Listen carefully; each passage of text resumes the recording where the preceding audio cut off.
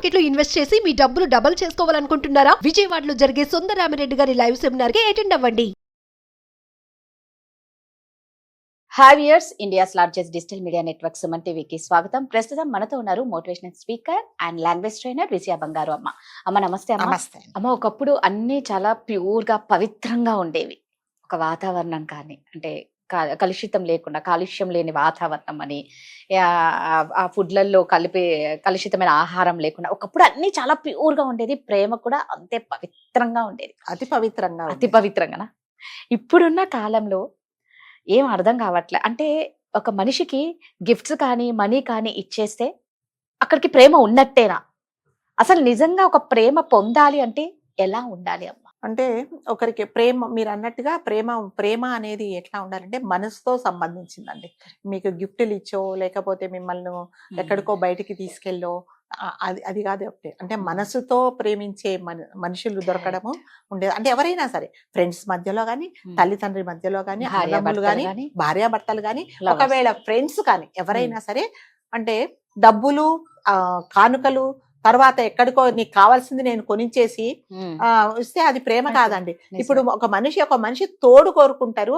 అతని సాన్నిహిత్యంలో గాని, ఆమెతో గాని ఉండే సంతోషం కంటే నువ్వు నాకేదో ఇచ్చేస్తే నాకు సంతోషంగా ఉండదండి. అంతేనా? ఒక భార్య భర్త, సపోజ్ ఒక భార్య, ఆవిడ బర్త్డే అయిందండి, ఆయన చాలా చాలా బిజీగా ఉంటారు.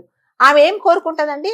ఏం కోరుకుంటుంది చెప్పండి? సాయంకాలానికి ఇంటికి వచ్చి నాతో పాటు కాసేపు కూర్చొని వీలైతే బయటకు వెళ్దాం ఇద్దరం కలిసి అనేదే కోరుకుంటుంది. అతను అలా చేయకుండా, ఇగో నీకు నేను కేక్ పంపించేసా, అక్కడ పార్టీ అరేంజ్ చేశాను, కానీ నేను రాను అంటే ఆవిడ పార్టీలో ఉండదు, గుమ్మం ముందు ఉంటుంది, ఈయన ఎప్పుడు వస్తాడా అని చెప్పేసి. సో ఎవరైనా సరే డబ్బులతో మనము ఇంకా ప్రేమలు కొనుక్కుండేది సూపర్ మార్కెట్లో దొరకట్లేదండి ప్రేమలు. సో అది మనుషుల దగ్గరే దొరుకుతుంది. అంటే ఇంకా ముందు ఒక 20-30 సంవత్సరాల తర్వాత ఎక్కడ అది కూడా అమ్ముతారేమో మనకు తెలియదు కానీ. సో ప్రేమ అనేది మనిషి మనసులో నుంచి వచ్చేదే ప్రేమ. మనిషి అంటే ఏదో కానుకలు ఇచ్చేసి, లేకపోతే మీకు కావాల్సింది నేను ఏదో పెద్ద డైమండ్ రింగ్ కొనిచ్చేసి నేను రావటం లేదు ఇది అంటే అది నిజంగా మనసులో, అంటే మనిషిని కోరుకుండే మనుషులకు మాత్రం చాలా బాధగా ఉంటుంది. గిఫ్టులు కోరుకుంటే వాళ్ళకి నువ్వు వస్తే వచ్చావు, లేకపోతే నాకు గిఫ్టులు పంపించానే వాళ్ళకి అవసరం ఏమి ఉండదండి. నాకు అంటే నేను ఒక చోట ఎక్కడో చదివాను, ఒక మంచి ఫ్యామిలీ ఎట్లా అంటే తల్లిదండ్రులు ఎంత బిజీగా ఉంటారంటే మంత్ లో 25 days వాళ్ళు వేరే కంట్రీస్ లోనే ఉంటారు. వాళ్ళకి ఒకటే ఒక అబ్బాయి. సో ఆ అబ్బాయిని ఎంత అపురూపంగా ఎవరు చూసుకుంటారంటే పనివాళ్ళు చూసుకుంటారు. ప్రతి ఒక్కటి పని వాళ్ళే చూస్తారు. కూర్చుంటే లేస్తే అతనికి ఎక్కడ చూసినా పని వాళ్ళే, అతని అవసరాలను తీర్చేదాన్ని పని వాళ్ళే.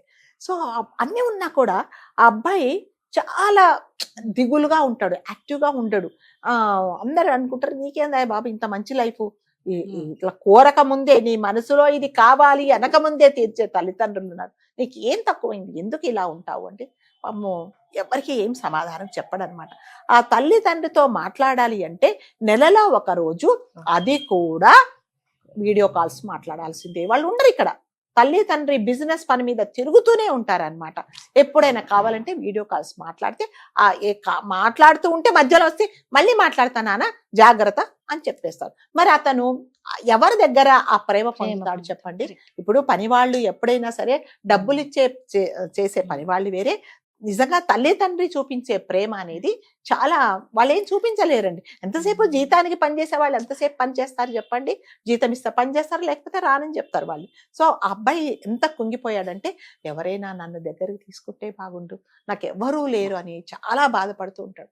ఒకసారి ఏమైందంటే అతని బర్త్డే వస్తుంది. అతను ఎప్పుడు ఆ కుర్రోడు అడుగుతూ ఉంటాడు అనమాట. ఒక 14-15 years ఉంటాయి ఆ కుర్రోడికి. అమ్మ ఈసారైనా నా బర్త్డేకి వస్తారా అమ్మా మీరు? తప్పకుండా వస్తాం, ఎన్ని సంవత్సరాల నుంచి లేరు, నాకు ఊహ తెలిసినప్పటి నుంచి నేను ఫ్రెండ్స్ మధ్యలో, పని వాళ్ళ మధ్యలో, రిలేటివ్స్ మధ్యలో జరుపుకున్నా కానీ నేను నీతో అమ్మతో నాన్న మీ ఇద్దరు నా పక్కన లేరు అని చాలా రిక్వెస్ట్ చేస్తాడు. తప్పకుండా వస్తామని చెప్తాడు. అబ్బాయి ఇంకా ఈసారి చూడు, ఈ సంవత్సరం మా నాన్న మా అమ్మ నాతో పాటు ఉంటాడని ఫ్రెండ్స్ అందరికీ చెప్తాడు. ఎదురు చూస్తూ ఉంటాడు. ఆడికి కావాల్సిన కేకులు, గిఫ్టులు, ఇంకా వాటినాటి అన్ని పంపిస్తారు వాళ్ళు అప్పుడు అక్కడ ఉండరు. తీరా చూస్తే రారండి, సారీ ఏమనుకోకు, నీకు అన్నీ అరేంజ్ చేశాను, నువ్వు ఫ్రెండ్స్తో చక్కగా ఎంజాయ్ చేసేసి నేను బాయ్ అని చెప్పి హ్యాపీ బర్త్డే అని చెప్తారు. మరి నిజంగా ఎంజాయ్ చేస్తాడంటే అతను దేని కోరుకుంటున్నాడు? ప్రేమ కోరుకుంటున్నాడు. ఆ ప్రేమ ఎవరిస్తారు? తల్లి ఒళ్ళో కాసేపు పడుకోవాలి, తల్లి పక్కన కాసేపు కూర్చోవాలి, తల్లిదండ్రి చేయి పట్టుకొని బయటికి వెళ్ళాలి అనేది ఉంటుంది. కానీ ఇవన్నీ ఏమి అక్కర్లేదు. అబ్బాయికి కావాల్సిన తల్లి ప్రేమ. ఆ తల్లి ప్రేమ లేక కొన్ని రోజులకు ఆ అబ్బాయి ఏం చేస్తాడంటే సూసైడ్ చేసుకున్నాడు. ఎవరు లేరు, నాకెవ్వరూ లేరు. వెళ్ళేటప్పుడు చనిపోయేటప్పుడు ఒక లెటర్ రాసి పంపాడు, చనిపోయాడు. అప్పుడు తల్లి తండ్రి గుండెలు బాదుకుంటూ వచ్చారు. ఎవరి కోసం కష్టపడుతున్నాను, ఇది నీ కోసమే కష్టపడుతున్నానంటే కుర్రోడు కోసమే కష్టపడుతున్నారు. కానీ ఆ అబ్బాయికి కావాల్సింది మీరు ప్రేమ ఏమి ఇచ్చారు? ప్రేమ ఎంతసేపే డబ్బులు సంపాదించడానికే చేశారు. కానీ కనీసం నెలలో ఒక్కరోజన్నా మీరు ఆ అబ్బాయిని దగ్గర తీసుకొని నేనున్నాను, నేను అమ్మను, నేను నాన్నను అని మీరు చెప్పలేదు. లాస్ట్కి ఏం చేశాడా? మీరు ఎన్ని కోట్లు ఉన్నా లాస్ట్కి అబ్బాయి అమ్మ మీరు నాకు అన్ని ఇచ్చారు కానీ తల్లి ప్రేమ తండ్రి ప్రేమ అంటే నాకేమో తెలియదు అని చెప్పేసి చనిపోయాడండి. ఇప్పుడు ఏం చేస్తారు? ఎవరి కోసం డబ్బులు సంపాదిస్తారు చెప్పండి? కాబట్టి ప్రేమతో అంటే డబ్బులతో ప్రతి ఒక్కటి, అంటే డబ్బులు నిజంగా మీరు అన్నట్టుగా ఇంపార్టెంట్, కానీ ప్రతి ఒక్కటి డబ్బులతో మనం ఇది కాదండి. మనసుకు సంబంధించింది ప్రేమ. అంటే గిఫ్ట్లు ఇవ్వగానే సరిపోతుంది అనేది కొంతమంది ఉండొచ్చు. అది ఇప్పుడు ఈ కాలంలో చాలా మంది తయారయ్యారు అట్లాగా. నా బర్త్డే బాయ్ ఫ్రెండ్ ఉంటే నా బర్త్డే అంటే నేను రాలేనంటే పర్లేదు, నువ్వు రాకుండా పర్లేదు నాకు పంపించేసేయి అంటే ఆ అమ్మాయి వాళ్ళ ఫ్రెండ్స్ తో ఎంజాయ్ చేస్తుంది ఉండొచ్చు. కానీ చాలా మంది అంటే నిజంగా ప్రేమ కావాలి అనుకుంటే వాళ్ళు మాత్రం మీరిచ్చే గిఫ్ట్లతోనో, మీరిచ్చే పార్టీలతోనో, మీరు పంపించే వాటితోనో వాళ్ళు సుఖంగా కోరుకుంటారు. అంతే. నీతో కొంచెం టైం స్పెండ్ చేయాలని అంటే ఎవరైనా భార్యలు కూడా కొంతమంది చాలా మంది అండి చాలా బిజీగా ఉంటారు భర్తలు.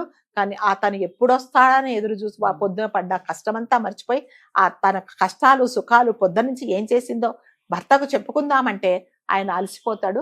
ఆ టైం కూడా ఇవ్వడండి. అలాంటప్పుడే భార్యలు తప్పుదారులు పడతారండి. అది అంతే కదా. ఎక్కడైనా ప్రేమ దొరకకపోతే ప్రేమగా మాట్లాడితే అంతే, ఆ ప్రేమ కోసమే వాళ్ళు వెళ్ళిపోతారు చాలా మంది. ఇంట్లో పిల్లలైనా అంతే కదా, తల్లిదండ్రులు సరిగ్గా ప్రేమ చూపించకపోతే ఎవరు ప్రేమ చూపిస్తే వాళ్ళు వెళ్ళిపోతారు. ఆ ప్రేమ నిజమైందా కాదా అనేది పిల్లల తర్వాత వాళ్ళు తప్పుదారిలో వెళ్ళినప్పుడు వీడు నిజంగానే వీడు ప్రేమగా లేడు, ఏదో నా డబ్బుల కోసమో నా శరీరం కోసమే ఎన్ని రోజులు ప్రేమగా ఉన్నాడు అంటే వాటన్నిటికి జరగడానికి కారణం తల్లిదండ్రులే. సో ఎప్పుడైతే మన పిల్లల్నే కాదండి ఎవరైనా ఒకరి మీద ఒకరు నిజంగా స్వచ్ఛంగా ప్రేమతో ఉంటే గిఫ్ట్లు కాదండి, మీరు ఏమి ఇవ్వకండి, దగ్గరికి తీసుకోండి చాలు. అంతేనా? నేను నీకున్నాను అనే మీరు ప్రేమగా ఉంటే నిజంగా దే ఫీల్ మోర్ హ్యాపీ అండి. సో డబ్బులతో కొనలేనిది ఏంటి అంటే ఇప్పటి వరకు ప్రేమ మాత్రమే. ఆ ప్రేమ స్వచ్ఛంగా ఉండాలి అంటే మీరు వాళ్ళతో నేనున్నాను అని భరోసా ఇవ్వండి. ఇవన్నీ మీరు ఏమి ఇవ్వకున్నా పర్లేదు. ఈ సంవత్సరం నేను ఏమి ఇవ్వలేనమ్మా నీ బర్త్డేకు, కానీ నీతో ఉంటాను నేను అంటే సంతోషపడతారా? లేకపోతే నాకు అవసరం లేదు నువ్వు వెళ్ళిపో నాకు అది తీసుకొస్తేనే రా అనే వాళ్ళు చాలా తక్కువగా ఉంటారండి. సో అలాంటి వాళ్ళ కోసం అంటే ఇప్పుడు మీరు ప్రేమ చూపించకపోతే బయటికి వెళ్ళి వాళ్ళు వెతుక్కుంటారు. వెతికి వాళ్ళు మంచి దారిలో వెళ్తారో చెడ్డ దారిలో వెళ్తారో దాన్ని అన్నిటికి కారణం ఎవరంటే మీరే అవుతారు. భర్త కానీ భార్య కానీ ఎవరైనా. కాబట్టి మీ ప్రేమను కోరుకునే వాళ్ళకు మీరు కూడా ఆ ప్రేమను పంచండి, గిఫ్టులు మాత్రం కాదు.